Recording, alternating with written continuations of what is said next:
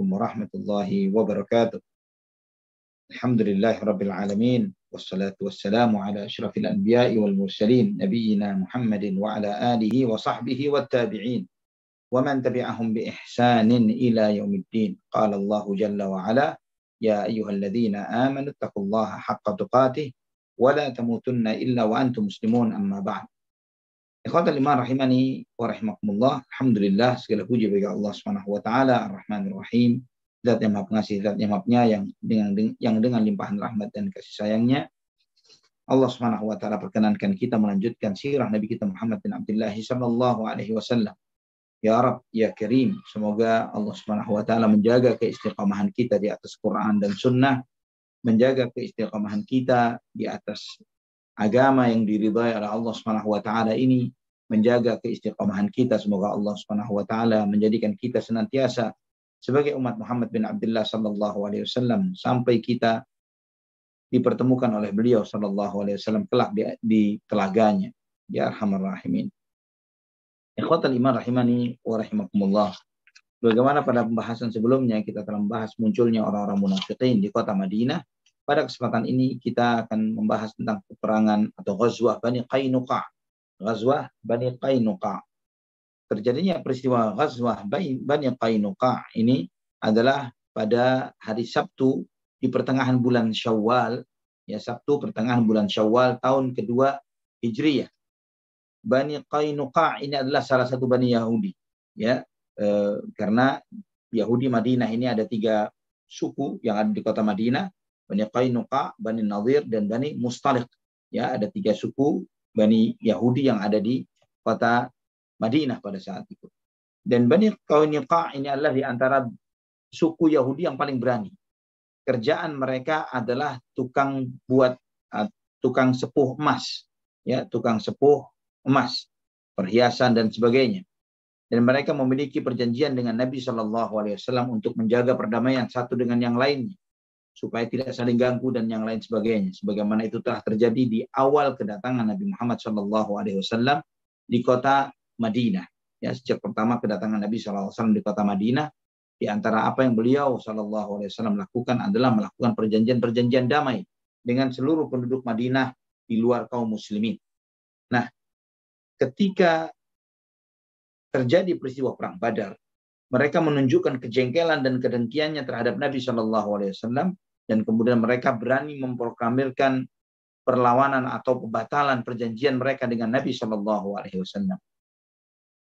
Sebagaimana diriwayatkan oleh Ibnu Ishaq di dalam sirah, Abu Dawud di dalam sunannya dengan sanad yang hasan, dengan beberapa syawahidnya, dengan beberapa riwayat yang mendukungnya, dari Ibnu Abbas radhiyallahu anhuma, beliau menyampaikan, ketika Nabi Shallallahu Alaihi Wasallam menang pada peristiwa perang Badar dan mendatangi kota Madinah, orang-orang Yahudi berkumpul di pasar Bani Qainuqa. Mereka berkumpul di sana. Nabi Shallallahu Alaihi Wasallam bersabda kepada Yahudi tersebut, orang-orang Yahudi yang ada di sana, ya ma'syara Yahud, aslimu qabla an yusibakum mithla ma asaba Quraisyan. Wahai orang-orang Yahudi, masuk Islamlah kalian. Jangan sampai kalian ditimpa sebagaimana yang terjadi pada Quraisy, kata Nabi Shallallahu Alaihi Wasallam. Namun Yahudi, ya, Yahudi tetaplah Yahudi. Mereka tidak pernah mau mengambil ibrah dan pelajaran. Kebodohan yang mereka lakukan sekali, mereka akan ulangi untuk kedua kali, bahkan untuk ke1000 kalinya, untuk menunjukkan kejahilan dan kejahiliaan mereka, kebodohan mereka. Maka mereka mengatakan, ya Muhammad, la yaghurrannaka min nafsika annaka qatalta nafaran min Quraisyin kanu aghmaran la ya'rifuna al-qital. Wahai Muhammad, kamu suka tertipu, kata mereka. Kamu jangan tertipu dengan sikapmu, yang dengan tertipu dengan dirimu karena engkau telah membunuh orang-orang dungu dari orang-orang Quraisy yang tidak punya skill berperang. Innaka law qataltana la'arafta anna nahnu nas. Adapun kamu jika berperang melawan kami, kamu bakal tahu kamilah orang-orang jago-jago perang. Mereka mengklaim seperti itu. Ini kebodohan orang-orang Yahudi, ya, bodoh dan sombong. Itulah di antara sifat orang-orang Yahudi. Nah, ikhwatal iman rahimani wa rahimakumullah, mereka pun mengatakan kepada Nabi Muhammad SAW, wa annaka lan talqa mithlana. Kamu, wahai Muhammad, tidak akan berjumpa dengan musuh yang sehebat kami. Kata mereka seperti itu. Ya, itu klaim mereka di hadapan Nabi Shallallahu Alaihi Wasallam.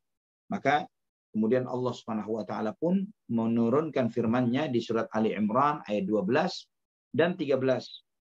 Qul lil ladzina kafaru satughlabuna wa tuhsyaruna ila jahannama wa bi'sal mihad. Allah SWT berfirman, katakanlah kepada orang-orang kafir, kamu pasti akan dikalahkan di dunia ini dan kamu akan digiring ke dalam neraka jahanam, dan itulah tempat yang seburuk-buruknya.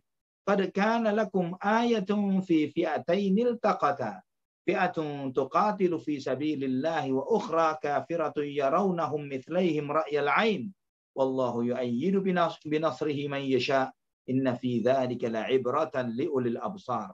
Sesungguhnya telah ada bagimu, kata Allah Subhanahu wa taala berfirman, telah ada tanda bagimu pada dua golongan yang telah bertemu, dua golongan yang telah bertempur.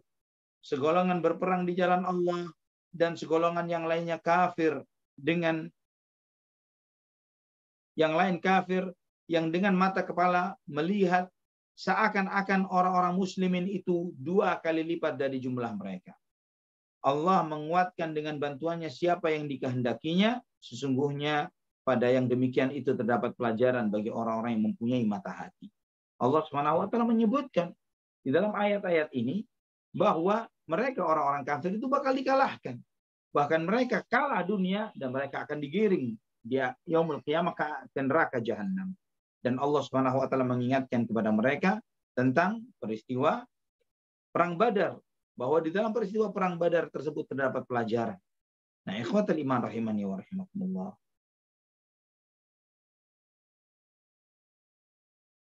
Ketika turun ayat ini, banyak kaum Qainuqa tidak merespon terhadap turunnya ayat ini kecuali malah menantang perang terhadap Nabi Shallallahu Alaihi Wasallam. Mereka tambah berani, tambah melawan. Dan ikhwatul iman rahimani wa rahimakumullah, dalam beberapa riwayat, sebagaimana Ibnu Ishaq meriwayatkan di dalam sirahnya dengan sanad yang dhaif dari Ibnu Abi Aun, dari Abi Aun, dia menyebutkan bahwa ada seorang wanita Arab yang datang dengan membawa barang dagangannya yang dijual di pasar Bani Qainuqa. Kemudian dia menjual barang dagangannya di salah seorang tukang sepuh emas ini tadi, di antara Bani Qainuqa tersebut. Dan si Yahudi ini menggoda wanita Arab tersebut. Ya, mencoba untuk menyingkap wajahnya, tapi wanita tersebut menutup wajahnya, dia tidak mau dilihat wajahnya. Dan kemudian si Yahudi ini tadi dengan sengaja mengaitkan bagian pakaian si wanita ini tadi pada sebuah besi, sehingga ketika wanita itu tidak menyadari, dia bangun dari duduknya, tersingkaplah auratnya. Dan kemudian Yahudi tersebut mentertawakan wanita tersebut yang tersingkap auratnya ini. Maka wanita ini pun teriak meminta pertolongan. Ada salah seorang muslimin yang marah melihat hal tersebut, kemudian membunuh Yahudi tadi. Ya, membunuh Yahudi yang membuat wanita tersebut tersingkap auratnya. Ikhwatul iman, melihat saudaranya atau temannya dibunuh oleh seorang muslimin, maka Yahudi yang lainnya yang ada di pasar itu mengepung kaum muslimin tadi dan membunuhnya. Maka kaum muslimin saling panggil satu dengan yang lainnya, dan kemudian saling kutuk yang satu dengan yang lainnya, dan itu membuat marah kaum muslimin. Terjadilah perselisihan yang besar pada saat itu. Nah, ikhwatul iman rahimani wa rahimakumullah, Yahudi tidak minta maaf. Mereka tidak minta maaf terhadap sikap yang terjadi ini. Bahkan mereka membela teman mereka. Mereka membela sikap pelecehan yang mereka lakukan terhadap wanita kaum muslimin dan pembunuhan yang mereka lakukan terhadap kaum muslimin yang terjadi pada saat itu. Ketika Nabi Shallallahu Alaihi Wasallam melihat bagaimana Yahudi yang memulai membatalkan perjanjian, menumpahkan darah, menimbulkan kekacauan, maka Nabi Shallallahu Alaihi Wasallam pun berinisiatif untuk mendatangi mereka dengan pasukan yang disiapkan oleh Nabi Shallallahu Alaihi Wasallam. Nabi Shallallahu Alaihi Wasallam menunjuk untuk wakil beliau di kota Madinah. Nabi Shallallahu Alaihi Wasallam menunjuk Abu Lubabah Bashir ibn Abdul Munzir radhiyallahu anhu. Dan kemudian Nabi SAW menunjuk panglima perang pada saat itu, yaitu Hamzah bin Abdul Muttalib radhiyallahu anhu, dengan membawa panji yang berwarna putih, bendera berwarna putih. Kemudian ikhwatul iman rahimani wa rahimakumullah, maka kaum muslimin pun mengepung Bani Qainuqa. mengepung benteng mereka. Dan di situ ada Nabi Shallallahu Alaihi Wasallam mengepung mereka. Mereka dikepung dengan ketat oleh kaum muslimin. Dan pengepungan ini terus terjadi selama 15 malam. Selama 15 malam.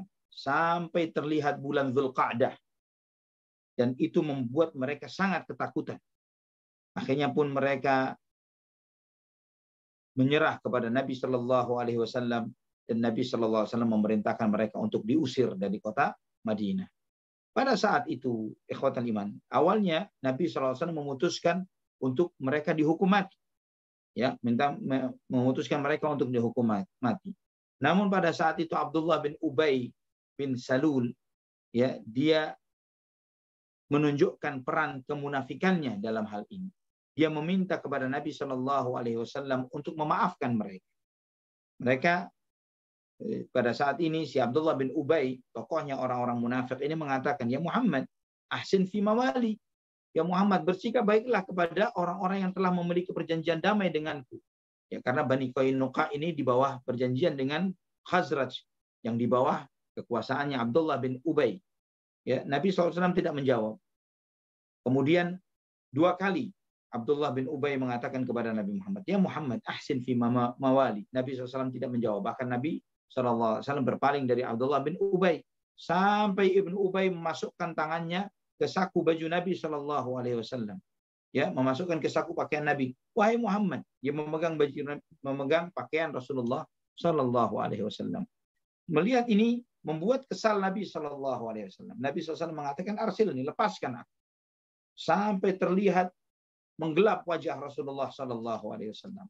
Karena ikhwatul iman rahimani wa rahimakumullah, Nabi Shallallahu Alaihi Wasallam ini wajahnya seakan-akan bercahaya. Seakan-akan bercahaya. Dan terlihat pada sosok Nabi Shallallahu Alaihi Wasallam, pada wajah beliau, pada senyuman beliau Shallallahu Alaihi Wasallam yang seakan-akan diselimuti cahaya. Dan ketika Nabi Shallallahu Alaihi Wasallam marah, terlihat raut wajah atau warna wajah Rasulullah Shallallahu Alaihi Wasallam ini berubah. Nabi SAW sampai berubah dan para sahabat melihat seperti ada awan yang menutupi wajah Nabi Shallallahu Alaihi Wasallam. Nabi SAW bersabda kepada Abdullah bin Ubay, waihaka arsilni, celaka engkau, lepaskan aku, kata Nabi Shallallahu Alaihi Wasallam. Kemudian Abdullah bin Ubay mengatakan, la wallahi la ursiluka hatta tuhsina fi mawali. Aku tidak akan melepaskanmu wahai Rasulullah sampai engkau berbuat baik kepada orang-orang yang telah berbuat baik kepada diriku ini. Dia mengatakan, si Abdullah bin Ubay mengatakan, arba'umi'ah hasir wa thaluthumiyah dari' qad mana'uni minal ahmar wal aswad. Mereka ini pernah terjadi di satu masa ketika perperangan terdahulu, 400 orang di antara mereka tidak berbaju perang, 300 di antara mereka berbaju perang, 700 orang membelaku dari orang-orang di luar Madinah. Kemudian engkau akan membunuh mereka seketika juga, semuanya mati. Inni wallahi mru'un akhsyad dawair. Aku takut tertimpa musibah, kata Abdullah bin Ubay. Maka kemudian Nabi SAW pun akhirnya mengatakan kepada Ibnu Ubay, Abdullah bin Ubay, humlah, saya serahkan mereka kepadamu. Lepaskan mereka, artinya mereka tidak boleh ada di kota Madinah. Mereka harus keluar dari kota Madinah. Ikhwatal iman rahimani wa rahimakumullah. Maka Nabi SAW memerintahkan mereka untuk meninggalkan kota Madinah. Mereka harus meninggalkan kota Madinah beserta wanita-wanitanya dan keturunan-keturunannya. Dan Nabi SAW memberikan kepada mereka tenggat waktu selama 3 hari. Dan untuk tugas ini, Nabi SAW menunjuk Ubadah ibnu Samit radhiyallahu an, salah seorang tokoh sahabat dari kalangan Ansar, untuk mengawal tugas ini. Maka Ubadah radhiyallahu an mengerahkan segala kemampuannya dengan segala orang-orangnya untuk mengeluarkan orang-orang Yahudi dari kota Madinah. Mereka meminta tenggat waktu. Jangan 3 hari, dilebihkan. Namun Ubadah radhiyallahu an mengatakan, wala sa'atan min nahar. Separuh hari pun tidak saya berikan. Sewaktu pun tidak akan saya berikan. Lakum thalathun la azidukum alaih. Kalian punya waktu 3 hari, saya tidak lebihkan untuk itu. Hadza amru Rasulullah sallallahu alaihi wasallam. Ini adalah perintah Rasulullah sallallahu alaihi wasallam. Walau kuntu ana ma nafastukum. Kalau aku tidak akan memberi waktu hatta 3 hari tidak. 1 hari atau tidak kurang dari itu. Maka Ikhwatal iman rahimani wa rahimakumullah, ketika lewat 3 hari maka Ubadah bin Samit radhiyallahu an mencari jejak mereka. Sampai ketika melihat bahwa mereka menjauh sampai ke negeri Syam, ya, maka di saat itulah sampai melewat hampir ke satu daerah namanya Khalfadzuba, ya, satu daerah di pegunungan yang ada di agak jauh dari kota Madinah. Melihat mereka sudah pada pergi menuju ke negeri Syam, maka baliklah Ubadah bin Samit ke kota Madinah. Ikhwatal iman rahimani wa rahimakumullah. Dalam riwayat Bukhari dan Muslim dari Ibnu Umar radhiyallahu anhuma, beliau mengatakan bahwa Yahudi Bani Nadir dan Quraidah mereka memerangi Rasulullah sallallahu alaihi wasallam. Maka Nabi sallallahu alaihi wasallam mengusir Bani Nadir dan mendiamkan Bani Quraidah, ya, memberikan kebaikan kepada mereka. Sampai Bani Quraidah melakukan perlawanan lagi setelah itu. Maka di saat itulah Nabi SAW membunuh laki-lakinya Bani Quraidah dan kemudian menjadikan wanita dan anak-anaknya menjadi tawanan kaum muslimin dan harta-harta mereka. Nabi SAW mengeluarkan seluruh Bani Yahudi dari Madinah, dari Bani Qainuqa. Itu adalah Bani Qainuqa, ini adalah di antara sukunya Abdullah bin Salam. Ya, Abdullah bin Salam atau mengetahui adalah satu-satunya Yahudi, pendetanya Yahudi yang paling alim di antara mereka yang masuk Islam, yaitu adalah Abdullah bin Salam. Itu dari Bani Qainuqa. Dan Yahudi Bani Harithah, semuanya mereka diusir oleh Nabi Shallallahu Alaihi Wasallam dari kota Madinah. Ikhwatal iman rahimani wa rahimakumullah. Bani Qainuqa ini, mereka ini bukanlah pemilik tanah seperti Yahudi-Yahudi yang lainnya. Karena mereka memiliki skill spesifik, yaitu mereka membuat kerajinan dari emas dan perak dan yang semisalnya. Maka yang didapati oleh kaum muslimin di dalam peperangan ini, ghanimah mereka adalah alat-alat pembuat kerajinan tersebut serta senjata-senjata mereka. Ya, peralatan-peralatan untuk sepuh dan persenjataan mereka yang mereka tinggal. Itulah yang menjadi ghanimah kaum muslimin atau rampasan perang umat Islam pada saat itu. Yang mereka keluarkan seperlimanya untuk Nabi SAW, dan kemudian yang menerima pembagian ghanimah ini adalah Muhammad bin Maslamah radhiyallahu an. Ini ikhwatal iman rahimani wa rahimakumullah yang terjadi akibat pengkhianatan orang-orang Yahudi Bani Qainuqa. Dan Nabi SAW berbuat baik pada mereka karena tidak sampai terjadi pertumpahan darah yang besar, dan pilihan untuk mereka karena mereka sepakat untuk membatalkan perjanjian dengan Nabi adalah mereka diusir dari kota Madinah. Ikhwatal iman rahimani wa rahimakumullah. Di tanggal 5 bulan Dzulhijjah tahun kedua setelah hijrahnya Nabi SAW, terjadi peperangan yang disebut dengan Ghazwatus Sawiq. Perang namanya As-Sawiq. Sawiq itu apa?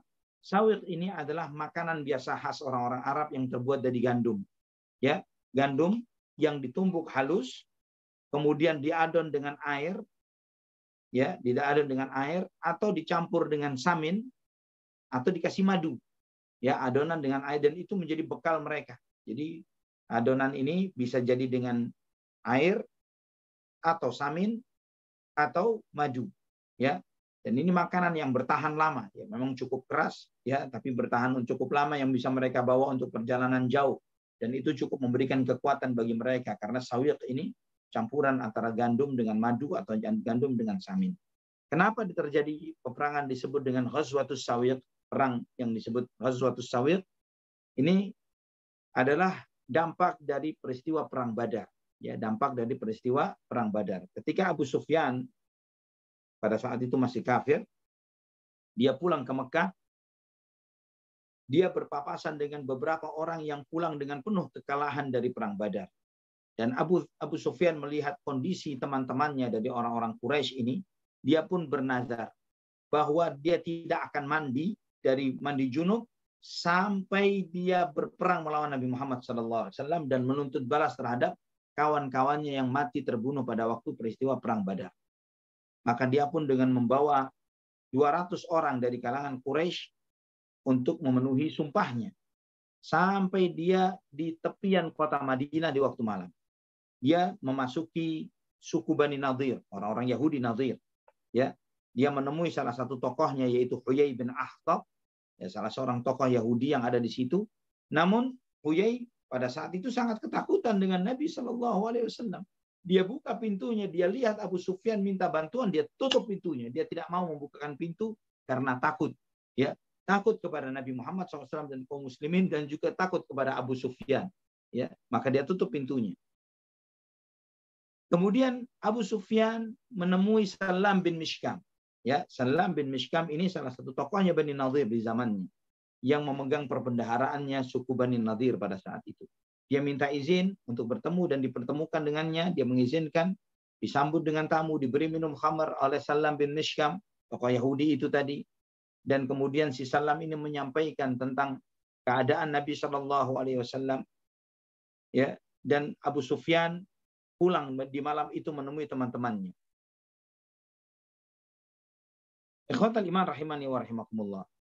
Setelah itu dia menyisir tepian Madinah sampai melihat di satu tempat, yang satu perkebunan kurma yang disebut dengan Al-Uraid, ya, perkebunan kurma, dan mereka membakar beberapa pohon kurma yang ada di sana. Dan mereka mendapati salah seorang dari sahabat Ansar yang ada di situ, dan juga salah seorang tukang kebunnya. Dua-duanya dibunuh oleh Abu Sufyan dan rombongannya ini tadi. Kemudian mereka pergi. Ya, mereka bawa 200 orang. Ya, tapi mereka, apa yang mereka lakukan? Membakar beberapa pohon kurma, dan ini membuat kerusakan terhadap kaum muslimin. Dan membakar pohon kurma ini tidak sembarangan. Ya, karena pohon-pohon kurma ini nilainya, ikhwatal iman rahimani wa rahimakumullah, satu, nilainya sangat berharga. Jangankan bicara pohon kurma, mungkin antum yang tinggal di daerah tertentu itu akan sangat mengetahui bahwa jangankan pohon kurma, pohon kelapa saja misalnya, satu pohon kelapa ditebang itu luar biasa buat mereka. Karena pohon kelapa ini memberikan penghidupan untuk seseorang. Ya, biasanya seseorang di antara orang-orang di kampung, kemarin Anda sempat melakukan perjalanan ke sekitar Pontianak di kabupaten itu, mereka menceritakan, ya, bahwa ketika memiliki seorang anak, mereka menanam satu pohon kelapa, dan ketika anak itu menginjak usia masuk SMP, pohon kelapa itu mulai berbuah, dan di saat itulah pohon kelapa ini hasilnya untuk biaya sekolah anak-anak tersebut, ya, dari SMP. Biasanya beban biaya mahal itu mulai sejak SMP, dan itu dibiayai dari satu pohon kelapa per anak, satu pohon kelapa. Kurma lebih dahsyat dari itu, ikhwatal iman. Kurma ini satu kali panen, ya, panen pertamanya setelah menginjak, kalau sistem modern yang sekarang ini bisa di tahun ke-3 atau ke-4, belajar panennya itu 50 kilo per pohon kurma. Ya, bisa Anda bayangkan, untuk pertama kali belajar berbuah itu 50 kilo satu pohon kurma. Anggap misalnya 1 kilonya 100.000, ya kali 50 kilo itu baru belajar. Setelah proses ke tahun kedua, setelah tahun pertama belajar panen, berbuah, menginjak tahun keduanya, minimumnya adalah bisa jadi 300 kilo. Dari 50 kilo lompat menjadi 300 kilo, bahkan bisa sampai 500 atau 700 kilo per pohon per sekali musim panen. Dan mereka membakar beberapa pohon kurma pada saat itu. Nah, ikhwatal iman, dan kemudian tidak cukup dengan pohon kurma yang mereka bakar, mereka membunuh 2 orang kaum muslimin yang ada pada saat itu. Berita ini sampai kepada Rasulullah Sallallahu Alaihi Wasallam, ya, sampai kepada Nabi Sallallahu Alaihi Wasallam. Maka Nabi Sallallahu Alaihi Wasallam dengan 200 sahabat muhajirin dan ansar, ya, Nabi Sallallahu Alaihi Wasallam mengejar mereka. Dan Nabi Sallallahu Alaihi Wasallam menugaskan untuk menjaga kota Madinah kepada Abu Lubabah Bashir bin Abdul Munzir radhiyallahu anhu. Dan kemudian ikhwatal iman rahimani wa rahimakumullah, Abu Sufyan yang ketakutan setelah membakar beberapa pohon kurma ini tadi dan membunuh 2 orang sahabat ini, membunuh 2 orang kaum muslimin, dia mempercepat larinya. Dengan cara apa? Bekal-bekal tadi yang namanya sawiq ini tadi, adonan gandum dengan air atau gandum dengan madu ini, yang mereka membawa beberapa kantong dan adonan ini, mereka lemparkan semuanya. Ya, mereka beban-beban yang mereka bawa di onta-onta mereka dan kuda-kuda mereka lepaskan, mereka lemparkan semuanya supaya mempercepat lari mereka menjauh dari kota Madinah. Nah, sampai Nabi SAW di dataran rendah Kudur. Ya, dataran rendah Kudur ini adalah salah satu suku yang milik salah satu sumur milik Bani Sulaim. Ya, Nabi SAW sampai di sana, Nabi mengejar mereka tapi tidak mendapati mereka. Dan kemudian Nabi SAW balik ke kota Madinah. Ini Abu Sufyan sudah lari dari tempat tersebut. Dan Nabi SAW pada saat itu menunggu atau mengejar mereka sampai 5 hari perjalanan dari kota Madinah. Nah, ikhwatal iman rahimani wa rahimakumullah. Para sahabat ketika pulang, ya mereka ketika pulang dari perjalanan itu selama 5 hari ini, mereka bertanya kepada Nabi di dalam perjalanan pulang, ya Rasulullah, anat ma'ulana an takuna ghazwatan? Apakah boleh kita sebut ini salah satu ghazwah, yaitu peperangan Nabi SAW, walaupun tidak bertemu dengan musuh, tapi keluarnya Nabi bersama mereka dilabeli dengan sebuah ghazwah. Nabi SAW mengatakan, na'am. Oleh karena itulah peristiwa itu disebut dengan ghazwatu as-sawiq atau perang as-sawiq. Kenapa? Karena kaum muslimin membawa pulang karungan adonan gandum. Ya, mereka membawa pulang karungan adonan gandum yang ditinggal lari oleh rombongannya Abu Sufyan. Ya, itu yang dibawa pulang oleh kaum muslimin walaupun tidak terjadi peperangan di dalam hal ini. Kisah ini disebutkan banyak sekali dalam kitab-kitab sirah, di antaranya di dalam sirah Ibnu Hisham, di dalam Tabaqatul Kubra Ibnu Sa'ad, juga disebutkan oleh Ibnu Katsir di dalam Al-Bidayatu wan Nihayah. Ikhwatul iman rahimani wa rahimakumullah. Dan juga di dalam Al-Bidayah wan Nihayah disebut dengan perang Qarqaratul Qidir. Ya, itu nama tempat tadi, dataran rendah Qidir, di mana Nabi SAW berhenti di sana kurang lebih 5 hari. Kemudian setelah itu balik ke kota Madinah untuk memantau pergerakan orang-orang Quraisy yang di bawah pimpinan Abu Sufyan yang pada saat itu masih kafir. Ikhwatal iman rahimani wa rahimakumullah. Kemudian Nabi SAW balik ke kota Madinah. Sebagaimana diriwayatkan Ibnu Jarir At-Tabari di dalam sejarahnya, pulangnya Nabi SAW ke kota Madinah bertepatan pada saat itu dengan Idul Adha. Ya, tanggal berapa Idul Adha? 10 Dzulhijjah. Ya, itulah awal Idul Adha yang dialami oleh kaum muslimin. Bahwa Rasulullah SAW di saat itulah pertama kali menyembelih kambing untuk kurban. Demikian pula beberapa sahabat yang mampu. Ya, belum masif, tidak banyak. Karena tidak banyak sahabat yang mampu pada saat itu. Pada tanggal 10 Dzulhijjah. Nabi keluar ke lapangan untuk melaksanakan sholat. Untuk sholat berjamaah, sholat id bersama para sahabat. Itulah pertama Idul Adha yang dilakukan oleh kaum muslimin bersama Rasulullah SAW di kota Madinah. Sholat di lapangan. Dan Nabi SAW pada hari itu menyembelih 2 atau 1 ekor kambing.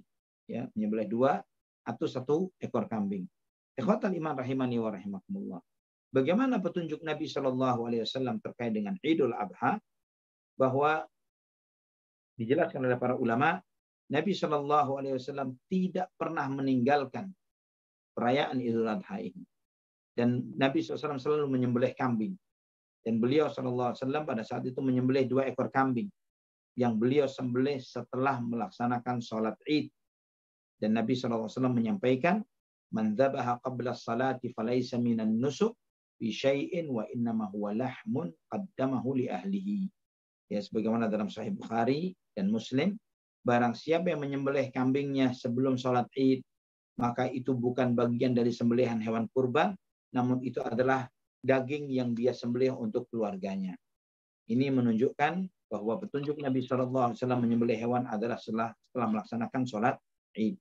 Dan Imam Bukhari serta Muslim meriwayatkan di dalam sahihnya, juga Imam Ahmad dari Anas bin Malik radhiyallahu an, bahwa Rasulullah SAW menyembelih 2 ekor kambing, ya gibas, ya kambing domba, 2 ekor domba yang berwarna putih, ada hitamnya. Ya, berwarna putih, ada hitamnya. Dan kemudian Nabi SAW ketika menyembelihnya, beliau menyebut nama Allah dan bertakbir. Jadi bismillah, Allahu Akbar, kemudian menyembelihnya. Nabi SAW menyembelih kambing itu dengan tangannya, ya, dengan meletakkan domba itu dengan dari sisi kirinya, jadi menghadapkan domba itu ke arah kiblat. Dan menginjak bagian sisi leher domba itu dengan kakinya, kemudian Nabi SAW menyembelihnya. Di antara faedah dari hadis ini disebutkan ikhwatal iman, bahwa sebagaimana kata Ibnu Hajar, beliau mengatakan disunahkan bagi orang yang berkorban untuk menyembelih sendiri. Ya, disunahkan untuk yang berkorban untuk menyembelih sendiri, dan juga anjuran atau disyariatkannya menyebut basmalah sebelum menyembelih, juga bertakbir, ya, bismillah dan takbir, bismillah Allahu akbar, dan juga disunahkan juga meletakkan kaki di leher sembelihan hewan kurban itu dengan di atas sisi kanannya, ya, dan kemudian menyembelih dengan memegang kepala kambing itu dengan tangan kirinya dan menyembelih dengan tangan kanannya dengan menghadapkan ke kiblat. Ini yang dilakukan oleh Nabi SAW, dan itu lebih memudahkan untuk menyembelih hewan kurban. Ya, dan lebih memudahkan untuk menyembelih hewan kurban. Ini semuanya faedah disebutkan oleh Ibnu Hajar, ya, beberapa fawaid yang disebut oleh Ibnu Hajar di dalam kitab Fathul Bari. Dan ikhwatan iman rahimani wa rahimakumullah, di antara petunjuk dan ajaran Rasulullah SAW bagi mereka-mereka yang ingin menyembelih hewan kurban, Nabi SAW mengajarkan agar ketika memasuki bulan Dzulhijjah tidak boleh memotong rambutnya, tidak boleh memotong kukunya, dan yang lain sebagainya. Sebagaimana hal itu disebutkan larangannya di dalam Sahih Muslim dari Ummu Salamah radhiyallahu anha. Dan Nabi SAW memilih kambing atau domba yang terbaik.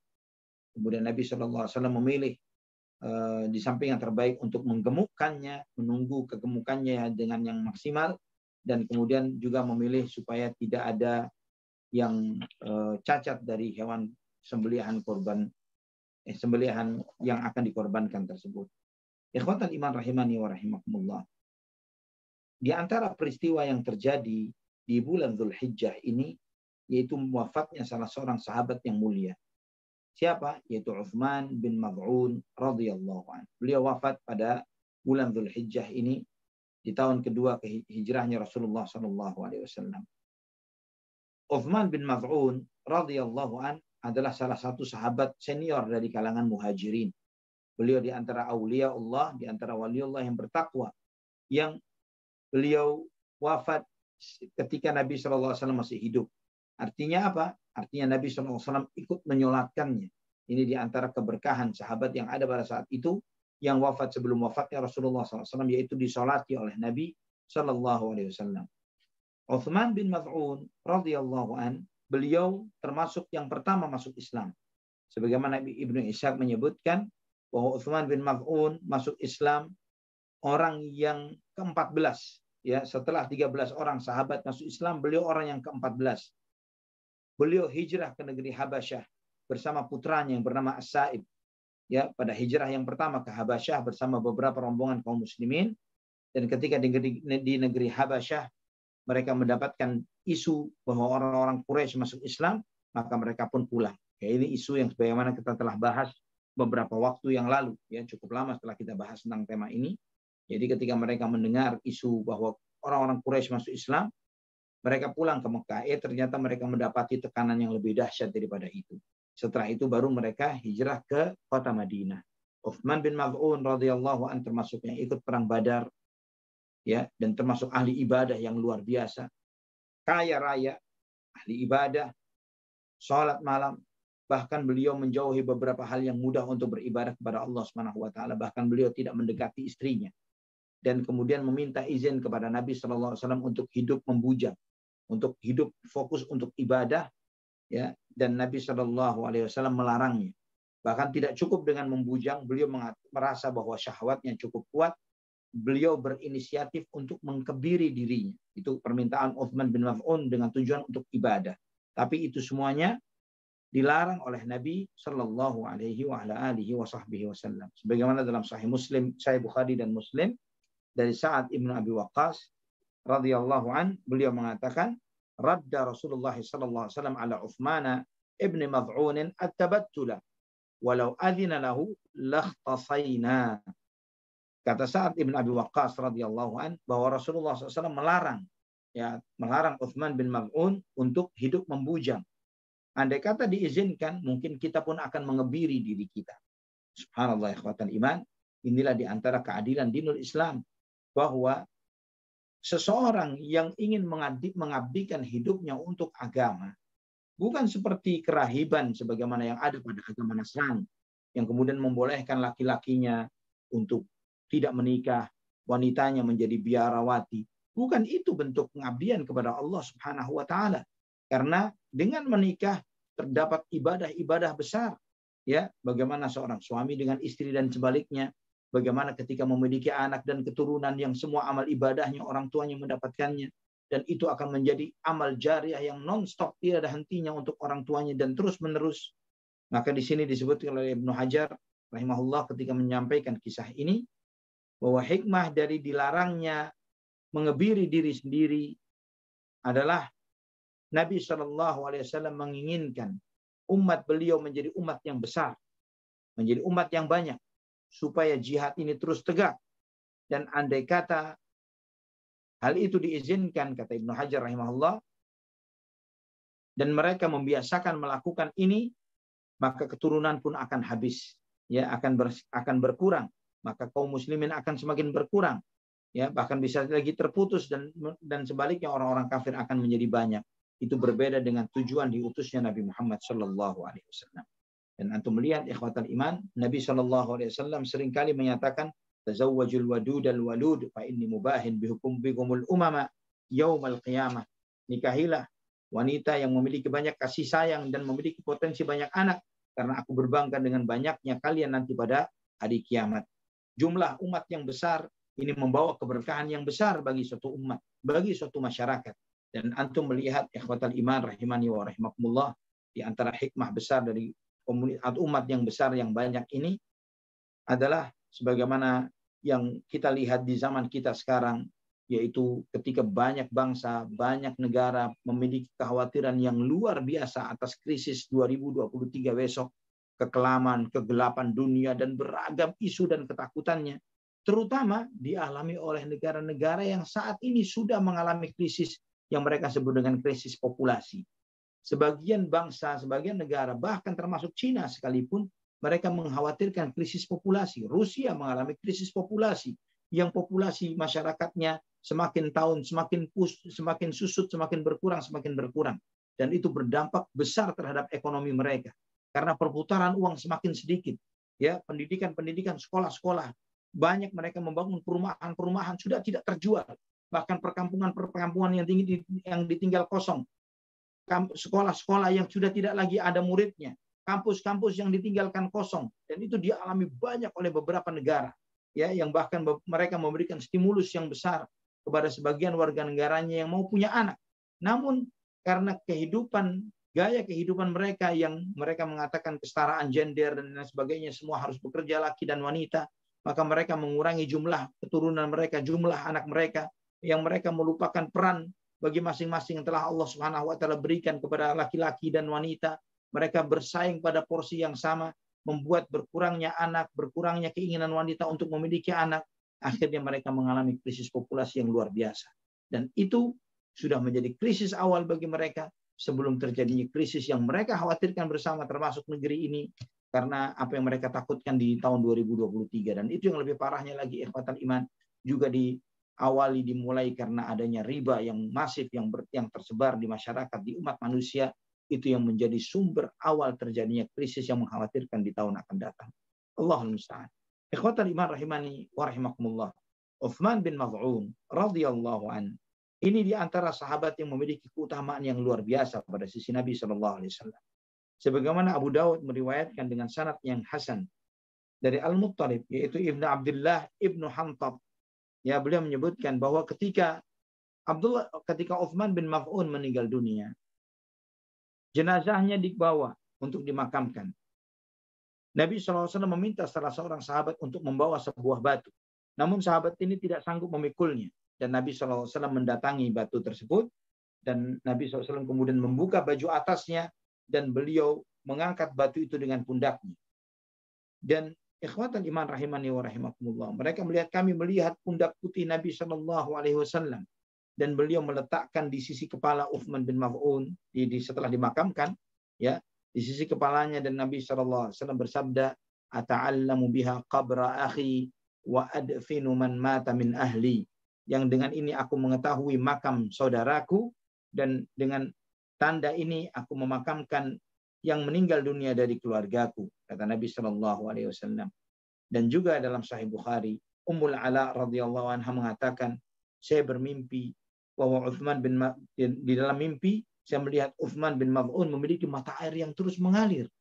Dan aku sampaikan kepada Nabi besoknya, ya Rasulullah, aku melihat mata air yang mengalir untuk Utsman bin Maz'un. Maka Nabi SAW bersabda, dzaka amaluhu yajrilah. Itulah amal yang terus mengalir untuk Utsman bin Maz'un radhiyallahu anhu. Dan kita tidak heran ikhwatal iman, karena sahabat ini Utsman bin Maz'un radhiyallahu anhu adalah salah seorang sahabat yang kaya, dan beliau memiliki beberapa sedekah yang mungkin dengan itu mengalir pahalanya untuknya. Namun yang rajih, yang dikuatkan oleh para ulama, bahwa setiap orang yang pernah berjihad, jangankan berjihad, menjaga di pos jihad sehari saja, mereka ini mendapatkan pahala, yaitu amal ibadahnya terus dialirkan sampai kiamat. Sebagaimana dalam hadis-hadis yang sahih, ya, diriwayatkan dalam kitab-kitab sunan dari Abu Dawud dan yang lainnya dengan sanad yang sahih dari hadis Fadalah ibn Ubaid, beliau menyampaikan dari Nabi SAW, kullu mayyitin yuhtamu ala amali. Setiap mayit itu setiap amalnya ditutup dan distempel, ditutup amal ibadah, tertutup rapat, nanti dibuka nanti pada hari kiamat. Illal ladzi mata murabitan fi sabilillah, kecuali orang yang meninggal dunia ketika menjaga di pos-pos jihad, fa innahu yanmu amaluhu ila yaumil qiyamah. Karena itulah orang yang menjaga di pos-pos jihad akan terus tumbuh amal ibadahnya, terus bertambah mengalir amal ibadahnya sampai kiamat. Wa ya'manu fitnatal qabr, dan dia diamankan dari pertanyaan malaikat di munkar dan nakir di kuburnya. Juga riwayat dalam Sahih Muslim dan An-Nasa'i dari hadis Salman Al-Farisi radhiyallahu anhu, Nabi sallallahu alaihi wasallam bersabda, ribatu yaumin wa lailatin khairun min siyami syahrin wa qiyamihi, wa in mata jara alaihi amaluhu alladhi kana ya'maluhu wa ujriya alaihi rizquhu wa aminal fattan. Menjaga di dalam salah satu pos jihad sehari dan semalam, pahalanya lebih baik daripada puasa sebulan dan sholat malam sebulan penuh. Andai kata dia meninggal dunia, maka mengalirlah amalnya, apa yang dia amalkan, dan dialirkan semua pahalanya terus menerus, dan dia selamat dari ujian malaikat munkar dan nakir. Ikhwatal iman rahimani wa rahimakumullah, Utsman bin Maz'un ini dimakamkan di Baqi, dan keutamaannya dia adalah sahabat pertama, orang pertama yang dimakamkan di Baqi dari kalangan muhajirin radhiyallahu anhu. Wallahu ta'ala ala wa alam bisawab. Barakallahu fiikum. Masya Allah, barakallahu fiik ya Ustazuna. Sangat menarik sekali ini sejarah sangat menarik sekali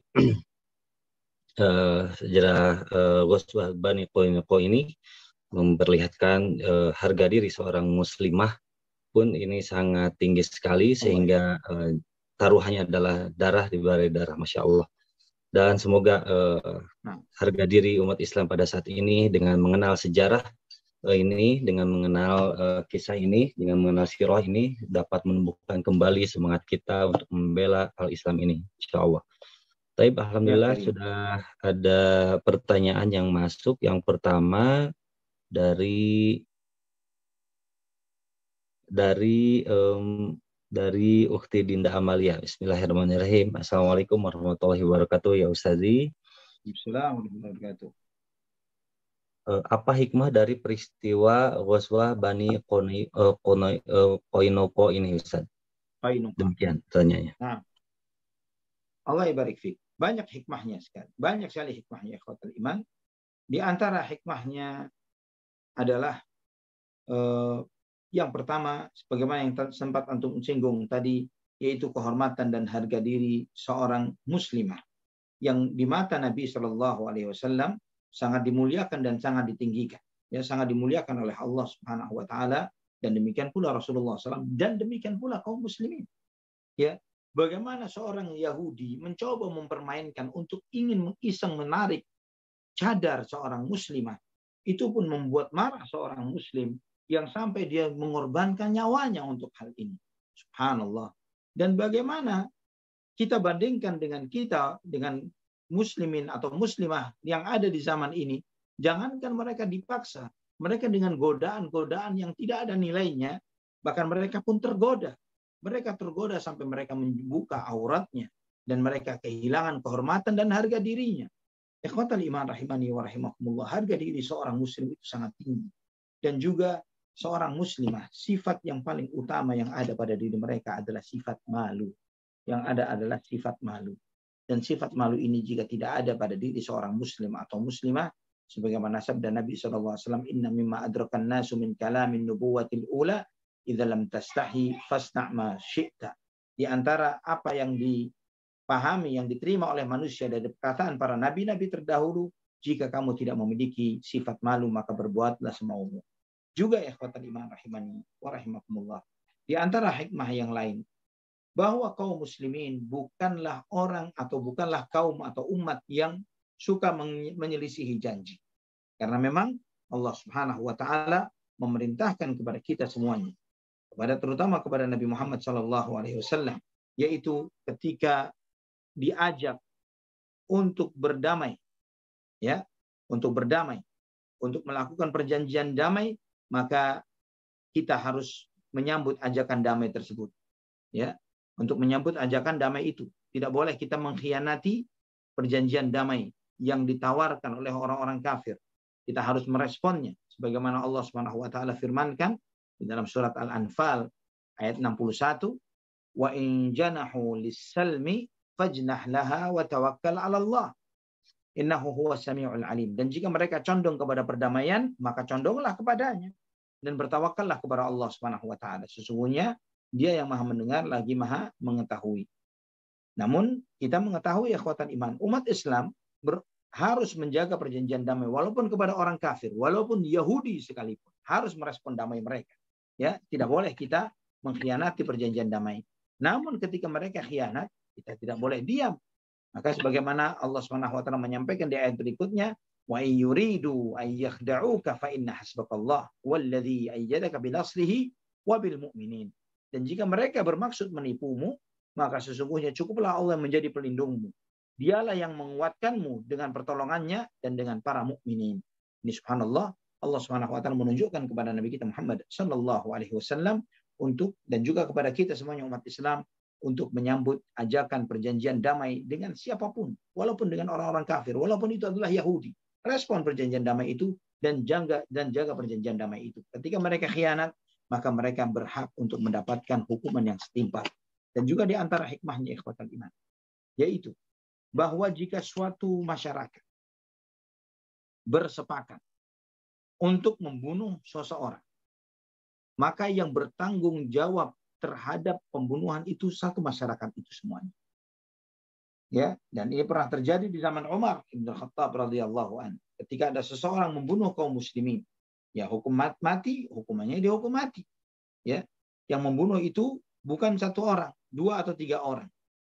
Dan semuanya dihukum mati oleh Umar bin Khattab karena mereka membuat makar untuk membunuh seseorang. Dan Umar radhiyallahu anhu mengatakan, "Lau ijtama'a ahlus San'a liqatli hadzal rajul." Andai kata satu orang sepakat untuk dibunuh oleh satu kota sepakat untuk membunuh seseorang, ya, dan dibunuh dengan cara tidak adil, ya, dengan cara yang zalim, maka yang dihukum mati adalah satu kota tersebut. Kata Umar bin Khattab, andai kata mereka satu kota berbuat, aku akan hukum mati semuanya. Itu di antara bentuk keadilan Islam, bahwa darah ini tidak boleh dengan gampang ditumpahkan, apalagi darah kaum muslimin. Ya, sesama umat Islam haram hukumnya, apalagi dengan orang kafir yang dengan gampangnya menumpahkan darah umat Islam. Wallahu taala ala wa alam bisawab. Masih banyak lagi hikmah-hikmah jika kita mau mengeksplorasi dan mendalami pelajaran-pelajaran dari peristiwa sirah ini. Wallahu a'lam bishawab. Baik. Alhamdulillah. Baik, demikian jawaban dari Ustazun Ali untuk Ukhti Dinda Amalia. Selanjutnya pertanyaan dari Ibu Ida Rasyad di Swedia. Bismillahirrahmanirrahim. Seperti diketahui, menuntut ilmu agama yang syar'i juga termasuk salah satu pahala setara jihad. Apakah pahala amal menuntut ilmu ini juga dapat menjadi penghalang atas siksaan munkar nakir di alam kubur? Demikian Ustaz pertanyaannya. Allah barik fiik. Wallahu a'lamu bishawab. Tidak ada nas spesifik terkait bahwa seorang talibul ilm atau seorang yang berdai, yang berdakwah di jalan Allah Subhanahu wa taala selamat dari fitnah kubur, yaitu pertanyaan munkar dan nakir. Dan juga ikhwatal iman rahimani wa rahimakumullah. bukan berarti juga bahwa orang yang diuji di kuburnya oleh munkar dan nakir itu level martabatnya lebih rendah dari mereka yang selamat dari munkar dan nakir. Karena antum tahu bahwa martabat siddiqiyah, martabat siddiq itu lebih tinggi daripada martabat asyuhada. Dan martabat as-siddiq tidak termasuk mereka yang sebagaimana disebutkan oleh Nabi SAW yang selamat dari pertanyaan munkar dan nakir. Wallahu a'lamu bishawab. Dan ini ikhwatal iman rahimani wa rahimakumullah tidak membuat mereka martabatnya lebih rendah daripada para syuhada. Dan juga sebagai contoh yang lainnya, yaitu tentang sakaratul maut misalnya. Bahwa Nabi SAW menyebutkan yang terbebas dari sakaratul maut adalah para syuhada. Dan Nabi SAW menyebutkan kafa bibariqatis suyufi ala ru'usihim fitnah. Cukuplah kilatan pedang di atas kepala mereka itu sebagai fitnah, sebagai ujian berat bagi mereka. Sehingga mereka terbebas dari sakaratul maut. Dan antum mengetahui bahwa selain syuhada mengalami sakaratul maut, termasuk Nabi kita Muhammad SAW. Tapi mana lebih mulia, Nabi SAW atau para syuhada? Syuhada manapun yang ada di muka bumi, mereka di bawah Nabi kita Muhammad SAW. Jadi ujian itu walaupun teruji di kuburnya oleh munkar dan nakir, bukan berarti level mereka di bawah para syuhada. Bisa jadi mereka diuji untuk menunjukkan semakin besar dan mulianya kehebatan orang-orang itu. Karena menunjukkan kuatnya ilmu, kuatnya yakin, kuatnya iman mereka. Mereka ditanya oleh munkar dan nakir.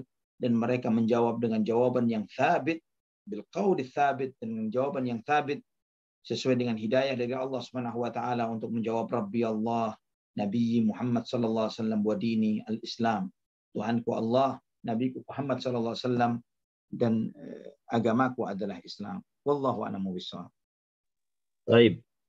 Selanjutnya disilakan bagi jamaah yang ingin bertanya boleh bertanya secara langsung atau interaksi dengan Ustazuna Ali dengan cara mengklik tombol raise hand yang terdapat pada fitur Zoom meeting ini. Silakan untuk Bapak Hairus Hamzah di Melaka, Malaysia. Assalamualaikum warahmatullahi wabarakatuh. Waalaikumsalam warahmatullahi wabarakatuh. Kif halakum baik? Alhamdulillah bikhair wa kaifa anta ya Ustaz? Alhamdulillah bikhair wa afiyah Pak Hairus. Allah ibarik fikum. Allah yahfazukum. Alhamdulillah. Ustaz, ini nak tanya tentang akidah sedikit ya Ustaz ya. Nah. Dan saya cuba relatekan dengan kajian sirah yang telah kita pelajari. Ada satu hadis dari Rasulullah SAW menceritakan bahawa Allah Azza wa Jalla menyusap tulang sulbi Adam dengan tangannya, lalu keluarlah keturunannya dari keturunan yang satunya akan menjadi penghuni syurga dan satu lagi akan menjadi penghuni neraka. Maka daripada hadis ini semuanya telah tertulis akan berapa banyak akan berada, berapa ramai akan berada di syurga dan di neraka. Kemudian tu boleh tak kalau saya relatekan sejarah sirah Rasulullah yang Ustaz ajarkan tentang Abu Talib yang berjuang mempertahankan Rasulullah, akhirnya dia tidak beriman seperti Abu Jahal. Apakah memang Allah Azza wa Jalla berkehendaki bahawanya Abu Talib, Abu Jahal, Abu Lahab ini berada di dalam neraka? Itu soalan pertama saya Ustaz. Soalan kedua, berdasarkan kitab Bani Qainuqah ini, Ustaz ada mengatakan orang Yahudi Huyai bin Al-Akhtab. Huyai bin Akhtab ini merupakan bapa mentua kepada Rasul sallallahu alaihi wasallam. Benar ya Ustaz? Termasuk apa? Huyai? Huyai bin Akhtab, anak dia nama dia Safiyah. Ya. Huyai bin Akhtab mempunyai anak namanya Safiyah, betul ya Ustaz? Ya, nah betul. Okey, betul. Dan Safiyah ni akhirnya dinikah istri Nabi oleh Rasul sallallahu alaihi wasallam. Betul. Benar. Dan pada ketika kisah ini berlaku, apabila Huyai tidak mahu bekerjasama dengan Abu Sufyan, apakah pada ketika ini anak dia Safiyah telah bernikah dengan Rasul sallallahu alaihi wasallam. Oh baik. Uh, uh, itu saja soalan Baik. pertama akidah dan kedua tentang Baik, Anda jawab yang kedua dulu, bahwa ya. pernikahan Nabi SAW dengan Sofiyah binti Huyai bin Akhtab itu setelah matinya ayahnya. Jadi pada saat itu belum ada pernikahan Nabi SAW dengan Sofiyah. Ya, setelah pernikahan wafatnya ayahnya pada peristiwa Al-Ahzab. Ya, nanti itu terjadi pada setelah peristiwa Ahzab, peristiwa Khandaq. Wallahu a'lam bishawab. Adapun yang pertama, apakah Allah Subhanahu wa taala mengetahui, atau yang Pak Hairus tanyakan mengetahui atau menetapkan? Dua-duanya. Pak Hairus? Maksud saya Allah Azza wa Jalla menetapkan, berkehendak. Baik. Nah, di antara iman kita kepada qada dan qadar, yaitu meyakini bahwa Allah Subhanahu wa taala Maha mengetahui. Mengetahui yang terjadi, yang sedang terjadi, yang akan terjadi sampai yaumul qiyamah. Dan kemudian yang kedua yang kita yakini bahwa Allah Subhanahu wa taala mencatat semua yang terjadi, apa yang akan terjadi sampai hari kiamat di Lauhul Mahfuz. Itu dicatat oleh Allah Subhanahu wa taala. Kemudian yang ketiga yang kita yakini, yaitu tidak ada apapun yang terjadi di alam semesta ini yang terjadi tanpa kehendak Allah Subhanahu wa taala. Jika Allah Subhanahu wa taala menghendaki, maka itu terjadi. Jika tidak dikehendaki oleh Allah, tidak akan terjadi. Baik peristiwa kecil maupun peristiwa besar. Dan yang keempat yang kita yakini terkait dengan iman kepada qada dan qadar, dengan takdir, yaitu kita meyakini bahwa segala sesuatu adalah ciptaan Allah Subhanahu wa taala. Baik wujudnya maupun sifat-sifat yang ada pada wujud yang ada pada makhluk semuanya, termasuk sikap-sikap dan perilaku mereka. Nah, ini ikhwatul iman rahimani wa rahimakumullah, yang 4 poin yang ada yang dijelaskan oleh para ulama terkait dengan iman kepada takdir. Itu Allah mengetahui, Allah mencatat, Allah menghendaki, Allah menciptakan. Ya, kata kuncinya yang pertama ilmu, Allah mengetahui. Kata kunci yang kedua Allah mencatat. Yang ketiga kehendak Allah Subhanahu wa taala. Yang keempat adalah penciptaan, Allah menciptakan. Nah, ikhwatul iman rahimani wa rahimakumullah, termasuk juga tentang penduduk neraka dan penduduk surga. Ya, bagaimana ini kebetulan subhanallah ana tadi mengajar Syarhus Sunnah Imam Al-Barbahari. Di antara apa yang disampaikan oleh Imam Al-Barbahari rahimahullah di dalam akidah, di dalam kitab Syarhus Sunnah terkait tentang akidah Ahlus Sunnah wal Jamaah, beliau menyampaikan, ya saya sampaikan nasnya supaya kita memahami apa yang dimaksud oleh Ahlus Sunnah wal Jamaah di dalam keyakinannya. Beliau menyampaikan wal imanu bi annal jannata haqqun wan nara haqqun, dan di antara keimanan Ahlus Sunnah adalah mengimani bahwa surga itu benar dan neraka itu benar. Wa annahuma makhluqatan, dan keduanya sudah diciptakan. Al jannatu fis sama'is sabi'ah wa saqfuhal arsyu, dan surga itu di langit yang ketujuh dan atapnya surga adalah arsy-Nya Allah Subhanahu wa taala. Wan naru tahtal ardi sabi'ati sufla, dan bumi itu berada di bawahnya bumi ketujuh yang paling bawah. Wa huma makhluqatan, dua-duanya sudah diciptakan oleh Allah. Qad alimallahu ta'ala adada ahlil jannati wa man yadkhuluha. Allah Subhanahu wa taala sudah mengetahui berapa jumlah calon penghuni surga dan siapa-siapa yang memasukinya. Wa adada ahlin nari wa man yadkhuluha, dan Allah Subhanahu wa taala Maha mengetahui berapa jumlah calon penghuni neraka dan siapa-siapa yang akan memasukinya. La tafnayani abadan, dua-duanya tidak akan fana, tidak akan sirna. Baqa'uhuma, mereka tetap kekal abadi. Ya, dan ini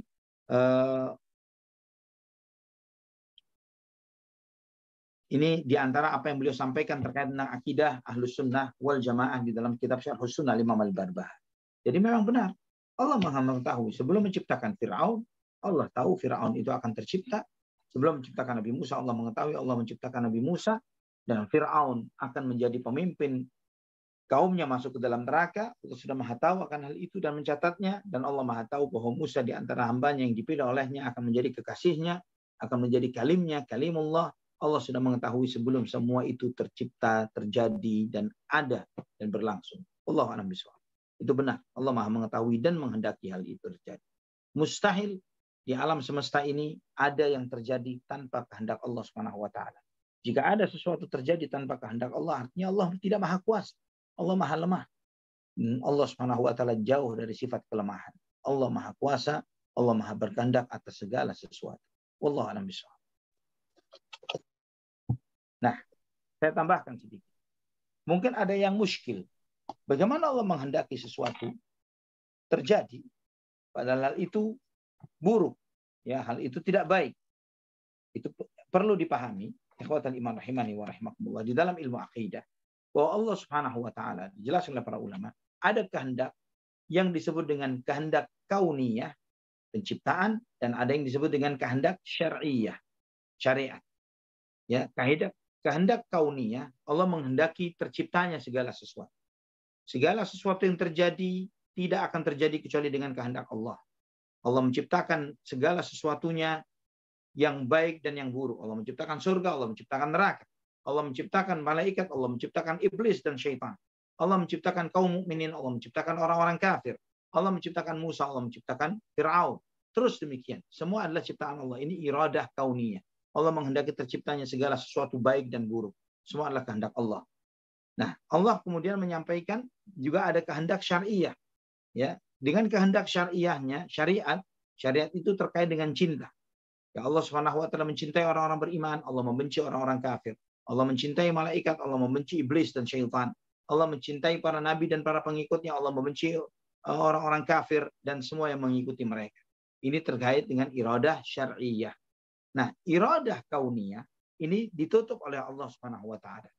Tidak kita ketahui setelah terjadi. Ditutup oleh Allah informasinya. Kita tidak mengetahui apa yang bakal terjadi kecuali setelah terjadi baru kita tahu. Fir'aun tidak tahu kalau ujung-ujungnya dia bakal mati su'ul khatimah, tenggelam. Ya tidak tahu. Taunya ya setelah kejadian, kita pun mengetahui, Nabi Musa AS pun mengetahui setelah terjadi. Namun iradah syariah Allah buka catatannya, ditunjukkan oleh Allah Subhanahu wa taala. Bagaimana sifatnya orang-orang beriman, bagaimana sifatnya orang-orang kafir. Apa yang diperbuat oleh orang beriman, apa yang dilakukan oleh orang-orang kafir. Kemana nanti berakhirnya orang-orang beriman, kemana nanti berakhirnya orang-orang kafir. Iradah syariah dibukakan oleh Allah Subhanahu wa taala. Disinilah di iradah syariah lah nanti terbukti siapa yang dicintai dan siapa yang dibenci oleh Allah. Ya, di iradah kauniyah tidak ketahuan pada awalnya. Ya, tidak ketahuan karena semuanya diciptakan oleh Allah, semuanya diberi, semua dicukupi, muslim maupun kafir. Tapi kita tidak tahu mana yang dicintai dan mana yang tidak. Tapi dengan iradah syariah, dengan kacamata ini kita mengetahui mana yang dicintai dan mana yang dibenci oleh Allah Subhanahu wa taala. Nah, ikhwatal iman rahimani wa rahimakumullah. Di dalam melihat segala sesuatu yang terjadi, Allah Subhanahu wa taala memberikan kepada kita kunci syariat. Ya, kunci syariat. Seseorang itu tidak boleh berpasrah kepada kauniyah yang dia tidak ketahui untuk mendapatkan iradah syariah yang Allah bukakan untuknya. Dia mengatakan, tidak bisa orang mengatakan, jika Allah takdirkan saya di surga, saya akan masuk surga. Dari mana dia mengetahui sedangkan Allah tidak menunjukkan untuknya? Yang Allah tunjukkan untuk kita semuanya adalah bahwa Allah menentukan sifat, amalan, perbuatan penghuni calon-calon penghuni surga yang jika dia melakukannya maka dia akan masuk surga. Dan Allah tunjukkan juga sifat, perilaku, dan perbuatan penghuni neraka dan calon-calon penghuni neraka. Jika dia melakukannya, maka dia akan masuk neraka. Kemudian Allah memberikan kepada kita hak pilih, free will, kehendak yang bebas untuk memilih apakah melakukan amalan-amalan penghuni surga ataukah melakukan amalan-amalan penghuni neraka. Maka tidak boleh kita dengan berdalih, kan sudah Allah takdirkan, Allah tetapkan. Kemudian kita berpasrah dari perbuat atau beramal, kemudian kita berpasrah kepada takdir yang kita tidak ketahui. Itu adalah sikap yang bodoh, sikap yang jahil, sikap orang-orang yang tidak bertanggung jawab terhadap dirinya, dan itu sikap yang bukanlah sikap seseorang yang beriman kepada Allah dan beragama dengan agama yang benar yang Allah syariatkan, yang dicontohkan oleh Nabi Muhammad SAW.